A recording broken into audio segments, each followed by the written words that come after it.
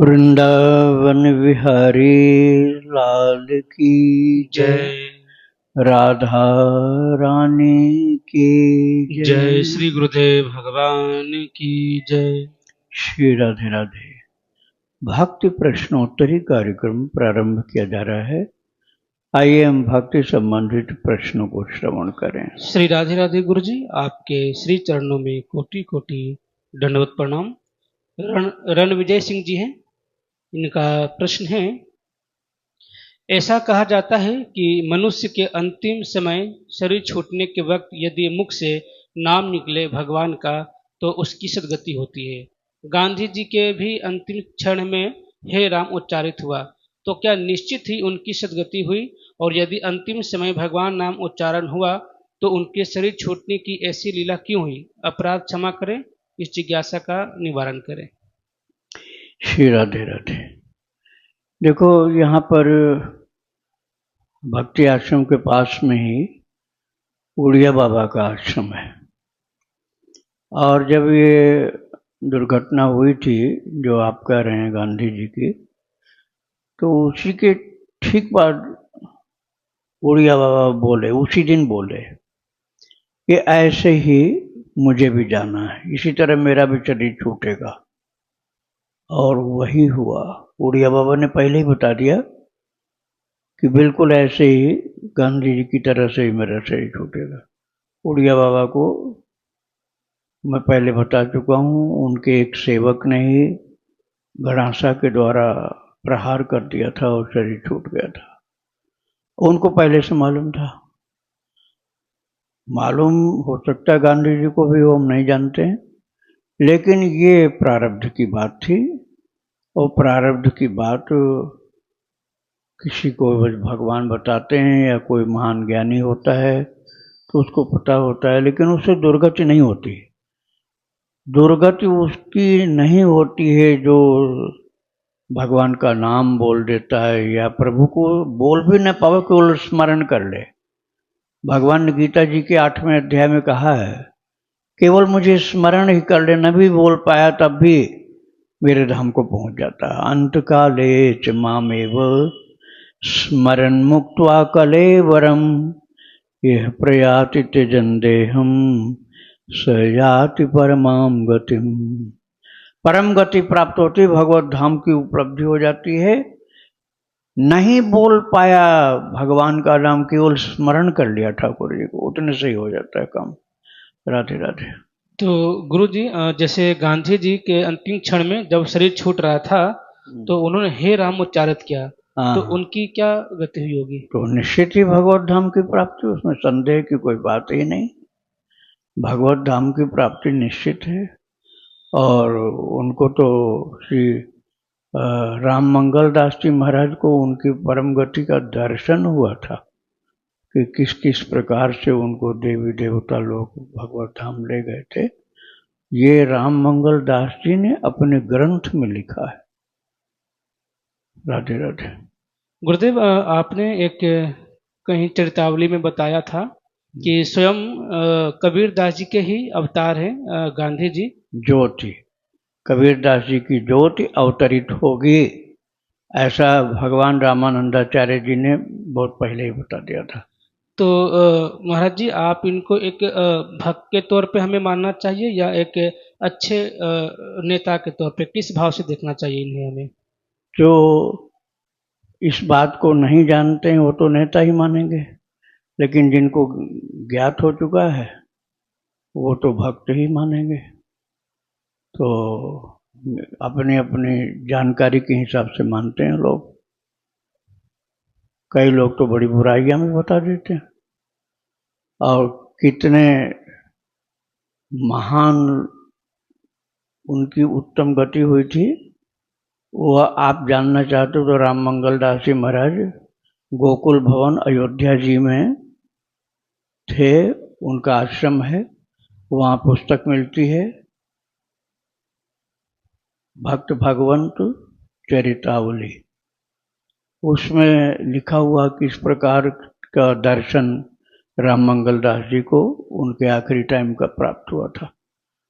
गांधी जी के आखिरी टाइम का दर्शन, मतलब शरीर छोड़ने के बाद आत्मा किस प्रकार से भगवत धाम गई थी, उसका दर्शन उन्होंने किया था, पूरा उन्होंने बताया है। राधे राधे।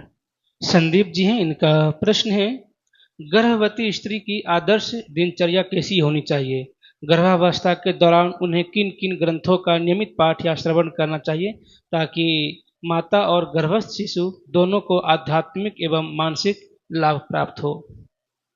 पहली बात तो ये है कि नास्तिकता वाली कोई चीज न सुनना चाहिए, न पढ़ना चाहिए, न देखना चाहिए। गर्भवती माता को ऐसे कोई उपन्यास, कोई पिक्चर, कोई बेकार की बातों वाला कोई पुस्तक, वो सब न सुनना चाहिए, न पढ़ना चाहिए, न देखना चाहिए। जो भक्ति विषयक ग्रंथ हैं, इसमें भगवान की भक्ति, भगवान के भक्तों का चरित्र, भगवान के उपदेश की बातें, जैसे गीता जी, तो ऐसा ग्रंथ गीता जी, रामचरितमानस, श्रीमद् भागवत महापुराण, हिंदी में ही पढ़ना है तो सुख सुधा सागर पढ़ लो, 10वें स्कंद को ही विस्तार से बताया गया उसमें। यही माता को पढ़ना सुनना चाहिए। और यदि देखना है टीवी पर तो ऐसा भक्ति से भरपूर चरित्र देखना चाहिए जिसमें ठाकुर जी और उनके भक्तों की रसमयी लीला का वर्णन हो। राधे राधे। इनका दूसरा प्रश्न है, क्या गर्भवती महिला पूरे 9 महीने मंदिर जा सकती है? क्या इससे शिशु पर किसी प्रकार का दुष्प्रभाव पड़ता है? कुछ लोगों का कहना है कि गर्भावस्था के 5वें महीने के बाद मंदिर नहीं जाना चाहिए क्योंकि भगवान का तेज गर्भस्थ शिशु सहन नहीं कर पाता है। क्या शास्त्र में ऐसा कोई उल्लेख है या यह केवल लोक मान्यता है? कृपया शास्त्र मत मार्गदर्शन करें।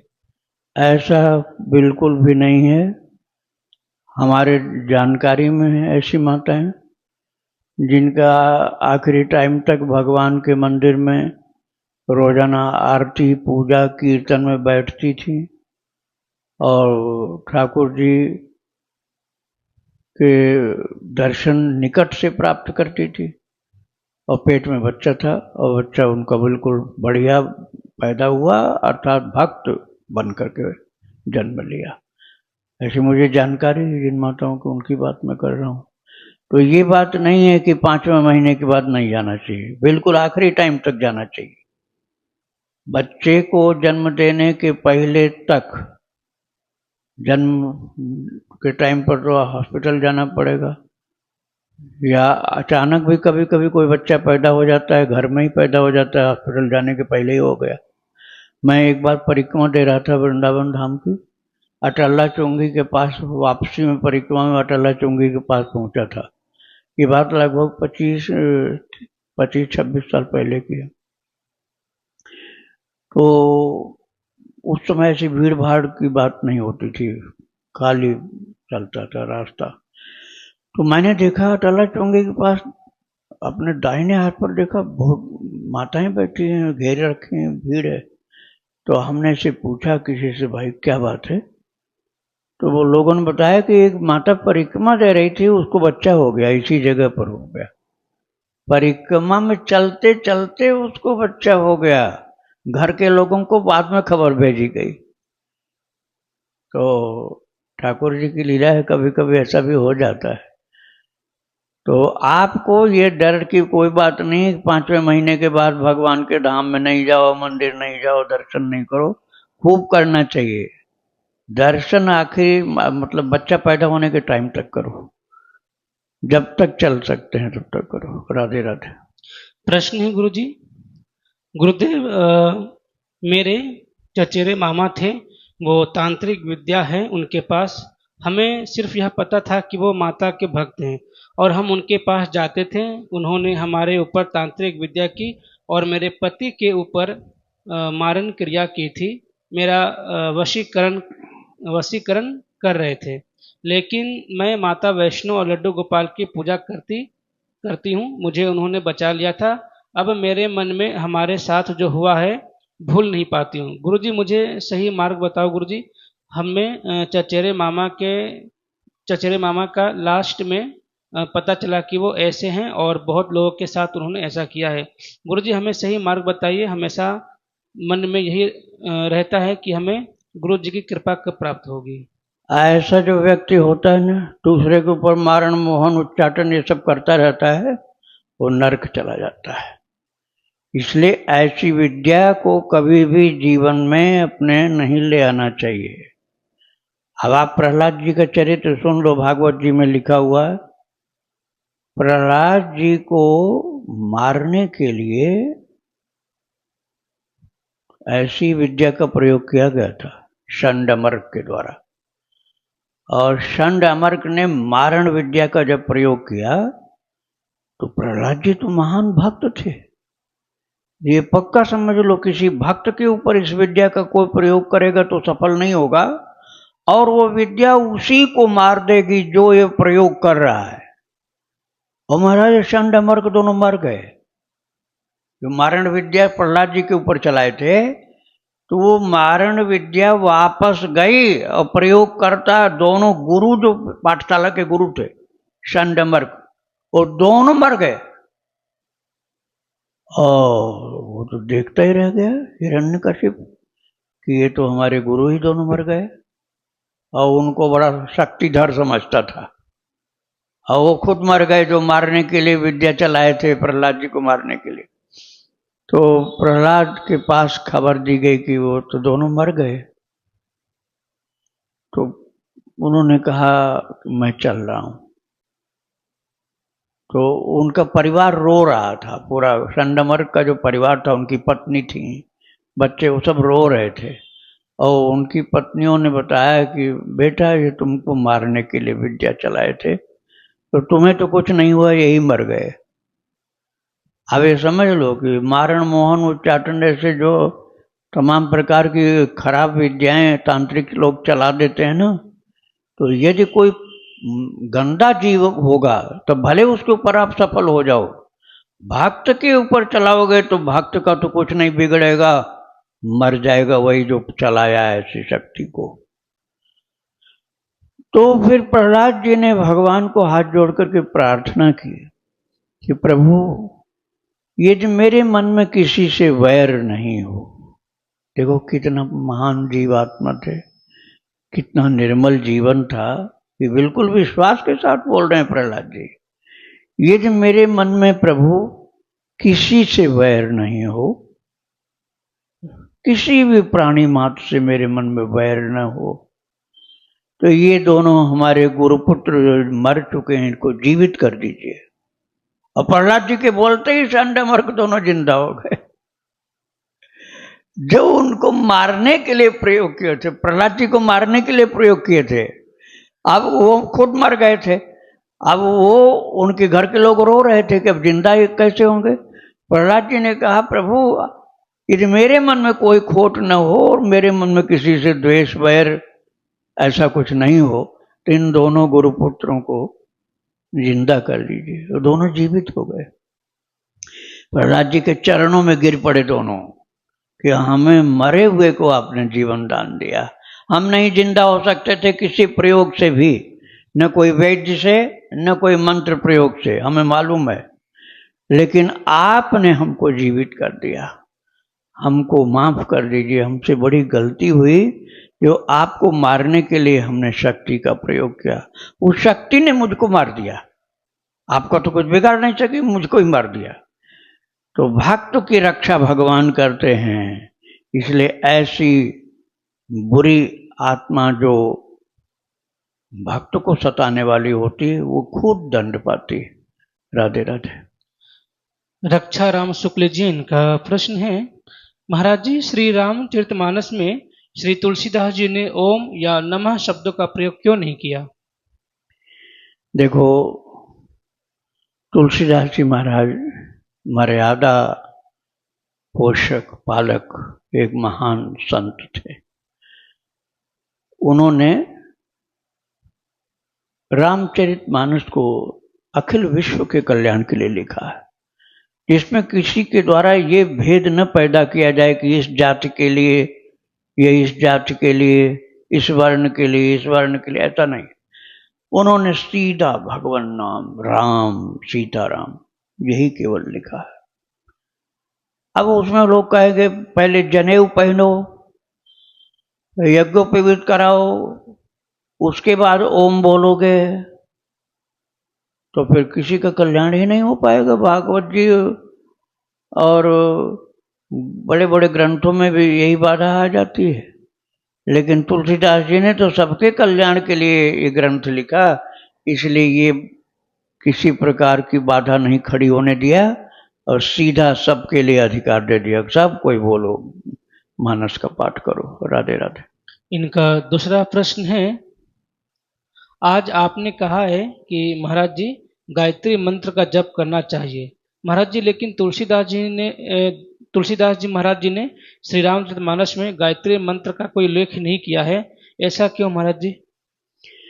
गायत्री मंत्र में बहुत सी बाधाएं हैं। पहली बात, उसकी अधिकारी आप हो, दीक्षा हुई हो, और अनधिकार चेष्टा करने पर दंड भी मिलेगा, उच्चारण दोष होने पर भी दंड मिलेगा। पात्रता की बात भी बहुत उसमें मानी जाती है, और राम नाम में खुली छूट है, सबके लिए पूरी पात्रता है। इसलिए तुलसीदास जी ने ऐसी बात ही नहीं की कि कोई वंचित रह जाए। राधे राधे। प्रियंका जी हैं, इनका प्रश्न है, जब हम माला करते हैं हम लोग, तो उस पर जल गिराने का क्या विधान है? जल क्यों गिराते हैं? सुनिधि पर थोड़ा सा जल गिरा के तब माला शुरू करो, ऐसा सब लोग बोलते हैं। झोली हाथ में लटका के चलते हैं, माला जप करते हैं, तो उसमें तो वह लोग जल नहीं गिरा पाते हैं, ऐसा क्यों? जल गिराने से कुछ नहीं हुआ, अपने आंसू का जल गिराओ, उससे बड़ा कल्याण दूसरा नहीं कुछ हो सकता। प्रणाम कर लो, माला को प्रणाम कर लो, जब शुरू करो माला के सुमेरु को प्रणाम कर लो सिर झुका के, इतना ही पर्याप्त है। श्री राधे राधे। इनका दूसरा प्रश्न है, महाराज जी मैंने आपका प्रश्नोत्तरी सुनी थी, जिसमें आपने बताया था दूध के बारे में कि पैकेट का दूध का भोग नहीं लगाना चाहिए। तो महाराज जी गाय का भी दूध शुद्ध नहीं है, वह लोग सुई लगा करके देते हैं, उससे दूध से भी महक आती है, वह दूध भी तो शुद्ध नहीं है। तो फिर इस स्थिति में कान्हा जी को दूध का कभी भोग लगा ही नहीं पाएंगे। और मैं लगाती हूँ, सेवई का खीर का भोग लगाती हूँ, तो यही बोलता हूँ कि कान्हा अब जो जैसा है आप देख लो, ग्रहण करने लायक तो है तो ग्रहण कर लो, नहीं तो छोड़ दो। मैं बनाती हूँ तो बिना भोग लगाए रह नहीं पाती, इसलिए मैंने ये प्रश्न पूछा कि अब तो शुद्धता कहीं रह नहीं गया, तो ऐसी स्थिति में क्या करें? हाँ, आपका तरीका बिल्कुल सही है। भगवान से बोल दो ये खाने लायक हो तो खाना, नहीं तो मत खाना, ये बात ठीक है। लेकिन ऐसा नहीं है कि सब दूध में वो इंजेक्शन लगा है। अब गौशालाओं से दूध लो आप। हमारे यहाँ आश्रम में और बहुत सी हजारों गौशालाएं हैं। ब्रज में तो बड़ी बड़ी गौशाला, सबसे बड़ी ब्रज की गौशाला बरसाना में है, रमेश बाबा की। ये पटना में रहती हैं गुरुजी, है? ये पटना में रहती हैं। अच्छा, यदि वहाँ कोई गौशाला हो तो वहाँ से लो, और गौशाला यदि नहीं है तो आपको जिस दूध में विश्वास हो ज़्यादा वो आप ले लीजिए, थोड़ा चरणामृत मिला लेना भगवान का, भोग लगा लो। ठाकुर जी को दूध पिलाने का मन है तो जरूर पिलाओ। मैंने तो इसलिए कहा था कि यदि आपके पास उपलब्ध है तो देसी गाय का दूध लो, नहीं उपलब्ध है तो जो आपको ज़्यादा सही लगे वो भोग लगा लेना। राधे राधे। इनका आखिरी प्रश्न है, महाराज जी सांगोपांग उपासना क्या होती है? मेरे गुरुदेव पूज्य प्रेमानंद जी हैं, मैं उनको अपना मन से गुरु मान चुकी हूँ। 2 उपस्थिति भी हुई है, अभी तो गुरुदेव हमको स्वीकार नहीं किया, पता नहीं उनकी इच्छा। तो उनके श्रीमुख से सुना था कि मतलब जो पंथ होता है वही किया जाता है। राधा वल्लभ लाल जी हैं उसमें, और मुझे राधा रमन जी बहुत प्यारे लगते हैं, बहुत प्यारे लगते हैं। बात नहीं कर सकती, तो इस स्थिति में क्या मेरा पंथ सही नहीं है? मैं समझ नहीं पा रही हूँ। सब तो एक ही है, राधा रमन लाल जी हो, चाहे राधा वल्लभ जी हो, चाहे बाकी बिहारी, सब तो मेरे ही लाल हैं। तो इसलिए क्या मैं गलत हूँ? राधा वल्लभ संप्रदाय से जुड़ी हुई हूँ, राधा रमन जी को कर रही हूँ। प्रभु जी कृपया मार्गदर्शन करें। अरे ये सब एक ही हैं, कोई अंतर नहीं है। वही बांके बिहारी है, वही राधा वल्लभ हैं, वही राधा रमन हैं। अब ये तो हम लोगों के लिए सुलभ हो गए हैं, अब नहीं तो इनके आने के पहले भी तो वृंदावन में संत भक्त रहे होंगे कि क्या जब ये लोग आए हैं तभी से भक्ति चालू हुई क्या? अरे वृंदावन तो अनादिकालीन धाम है भगवान का। बांके बिहारी को हरिदास जी महाराज ने प्रकट किया, लेकिन उनके प्रकट होने के पहले भी तो हरिदास जी भक्ति कर रहे थे। ऐसे ही हित हरिवंश जी या गोपाल भट्ट जी जो राधा रमन जी को प्रकट किए, तो इन लोगों के पहले, गोपाल भट्ट जी के पहले चैतन्य महाप्रभु यहाँ आए थे। तो भक्ति तो पहले से चल रही है। अब जो स्वरूप आपको ज़्यादा प्रिय लगता है उन्हीं का ध्यान कर सकते हैं, उनकी सेवा करते रहिए। कल्याणकारी ये सब स्वरूप हैं भगवान के। राधे राधे। कशिश जी हैं, इनका प्रश्न है, गुरुदेव मेरी उम्र अभी 21 वर्ष है। भगवान की बड़ी कृपा है मेरे ऊपर। 16 वर्ष की उम्र में संसार में आने का उद्देश्य बता दिया। तब से थोड़ा थोड़ा भजन उनकी कृपा से हो रहा है और मन भी लगता है। फिर आपके द्वारा संत चरित्र सुनना शुरू किया। फिर जब उषा बहन जी का चरित्र सुना, हृदय उन्हीं के चरित्र में अटक गया। उनका प्रेम सेवा बहुत प्रभाव पड़ा। फिर मेरे हृदय में भी प्रभु को उसी तरह प्रेम करने की इच्छा उठी। बस हर पल प्रभु की मीठी मीठी सी याद आती रहे। बड़ा ही आनंद आ रहा था। बस मैं उषा जी का चरित्र ही सुनती थी। कितनी भी बार सुन लो मन नहीं भरता। उनकी भी बड़ी कृपा थी, मेरे स्वप्न में आती थी, बहुत अनुभूति कराई। बताना नहीं चाहिए, पर महाराज जी अब सब छूट गया। उठती हूँ फिर गिर जाती हूँ। पहले बहुत अच्छा भजन होता था। संसार में बस प्रभु के प्रेम के अलावा किसी की चाह नहीं है, पर मैं अपने आसपास की परिस्थितियों से जल्दी प्रभावित हो जाती हूँ, जिससे मेरे भजन प्रभावित होता है। महाराज जी मेरा मार्गदर्शन कीजिए कि मेरे अंदर निष्काम प्रेम प्रभु के प्रति हो जाए। प्रभु को हर विपत्ति सामने खड़ा पाती हूँ, चाहे कितनी भी दोष मुझ में क्यों ना हो। वो तो मुझे अपने प्रेम एहसास कराते हैं, पर मैं छोटी बात पर प्रभु को भूल जाती हूँ, और यह भूलना धीरे धीरे बढ़ रहा है। मैं प्रभु को भूलना नहीं चाहती, बार बार गिर जाती हूँ। श्री राधे राधे। बहुत अच्छी बात है कि जो उषा बहन जी के प्रति आपकी श्रद्धा है। आपको थोड़ा सा भी इधर उधर भटकने का कोई योग बन गया, या आप अपनी अनुभूतियों को बताने लग गई, उससे बाधा आ गई, तो आप उषा बहन जी की जो सखियां हैं ना, जिनका नाम मैं बता रहा हूँ, धर्म जी का उषा बहन जी का 30 पार्ट्स में ठाकुर जी कृपा से मैंने सुनाया, और धर्म जी का 43 पार्ट्स में सुनाया गया। उनको सुनिए। संतोष बहन जी का चरित्र सुनिए, धर्म जी का चरित्र सुनिए। ये उषा बहन जी की सखियां हैं। और आपको सुशीला जी का चरित्र और गणेश कुंवर जी माता जी का चरित्र, ये सब जो सखियां हैं भगवान की, तो ये सब की सब महान हैं। इनका चरित्र सुनने से आपकी भक्ति बढ़ेगी, और जरूर सुनो, बहुत कल्याणकारी है। रुक्मिणी बाई जी का चरित्र सुनो आप। रुक्मिणी बाई जी का जन्म श्री पोद्दार जी के आशीर्वाद से हुआ था। उन्होंने फल दिया था उनके पिताजी को और कहा था अपनी पत्नी को खिला दो, एक महान दिव्य आत्मा का जन्म होने वाला। तो उनके पिताजी आकर बोले कि महाराज बेटा नहीं हुआ, बेटी हुई। अरे बोले हजारों बेटाओं से, हजारों बेटों से भी ज्यादा परम कल्याणकारी बेटी पैदा हुई रुक्मिणी बाई। तो रुक्मिणी बाई का चरित्र सुनिए आप, संतोष माता का, धर्म जी का, और उषा बहन जी का आप सुनती हैं। तो इन सब का चरित्र बहुत कल्याणकारी। राधे राधे। सुशीला जी हैं, इनका प्रश्न है, गुरुदेव मैं जब से नाम जप किया है पिछले 2 सालों से, तो मेरा मन पढ़ाई से बिल्कुल हट सा गया है। बस अब लगता है कि भक्ति नहीं छूटनी चाहिए। कल और अगर नौकरी लगेगी तो मेरे को भक्ति के लिए समय नहीं मिलेगा। ना मैं इतना नाम जप कर पाऊंगी, ना ही इतने व्रत कर पाऊंगी प्रभु। बार बार ऐसा मन में ख्याल आ रहा है, और दूसरी ओर चिंतित भी हो रही हूँ कि माता पिता ने बड़ा किया हुआ है। उनकी कामयाब बेटी बनना है, समाज में नाम करना है उनका। पर अब बाहर जाने से डर लगने लगा है, समाज का माहौल देखकर। बस घर में रहकर भक्ति करने का मन करता है। गुरुदेव भगवान, यह मेरे मन को क्या हो गया है? मैं चाहकर भी नहीं पढ़ पा रही हूँ। मेरा बिल्कुल भी मन नहीं लग पा रहा है पढ़ाई में, जबकि मैं पहले अपनी क्लास में सबसे अच्छी थी पढ़ने में।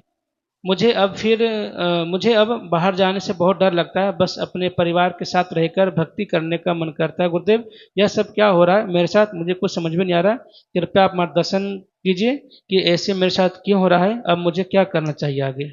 देखो, हो सकता है आपका कुछ पूर्व जन्म का संस्कार ऐसा हो कि आपके अंदर भगवान के प्रति इतना खिंचाव, आकर्षण उत्पन्न हो गया है।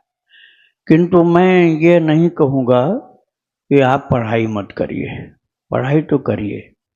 हाँ, ठाकुर जी को जो करवाना होगा आगे वो खुद कर देंगे। आप रोनाल्ड निक्सन जी की चरितावली सुनिए। रोनाल्ड निक्सन जी एक महान विद्वान थे, खूब पढ़ाई लिखाई किया था, लेकिन कन्हैया ने उनको अपना बहुत महान प्रिय भक्त बना लिया। तो ऐसे चरित्र जब आप सुनेंगे तो आपको इस विषय में धीरे धीरे बोध होने लगेगा कि आपका कर्तव्य क्या है। श्री राधे राधे। इनका दूसरा प्रश्न है, प्रभु जी 1 साल पहले मेरी ग्रेजुएशन हुई थी, तब मैं बहुत कंफ्यूज थी कि मुझे किस चीज़ की प्रिपरेशन करनी चाहिए। 2 चीज़ों को लेकर थी। तो तब मैंने अपना फैसला गुरुदेव भगवान परम पूज्य श्री प्रेमानंद जी महाराज जी पर छोड़ दिया। उन्होंने स्वप्न में दर्शन देकर मुझे बोला कि एकांतिक वार्तालाप में कि बनेगी, तू लेफ्टिनेंट बनेगी। और मैंने उस एग्ज़ाम को छोड़कर दूसरे एग्ज़ाम की तैयारी करने लग गई। तब से 1 साल हो गई है, मुझसे तैयारी ही नहीं हो पाई है, कुछ ना कुछ हो ही जाता है। क्या मुझे लेफ्टिनेंट बनने की ही तैयारी करनी चाहिए, जैसा कि पूज्य गुरुदेव ने स्वप्न में आकर के बताया एकांतिक में? अब देखो, इस विषय में तो मैं नहीं जानता हूँ कि क्या बनना है आपको, लेकिन आप पढ़ाई लिखाई भी अपना कर्तव्य मान के अभी लगे रहिए। अब भगवान अपनी ओर खींचेंगे तब तो फिर दूसरी ओर कोई जा नहीं सकता है, लेकिन इस विषय का पहले से पता नहीं रहता है। भक्ति भी करिए, पढ़ाई भी करिए, आगे प्रभु की इच्छा जैसी होगी वैसा होगा। राधे राधे। सोनल जी हैं, इनका प्रश्न है, गुरुदेव शादी के बाद हम अलग रहने लग गए, फिर साथ रहने का सोच के मैं अपने पति के साथ वृंदावन आई थी 2 महीने पहले। वहाँ से आने के बाद सब बिगड़ गया, हम अलग ही हैं। उन्होंने डिवोर्स नोटिस भेज दिया। क्या वृंदावन आने से पाप जल्दी जल्दी कटने लग गए, इसलिए दुख आ रहे हैं, ताकि इस जन्म में ही सब पूरा हो जाए क्या? या फिर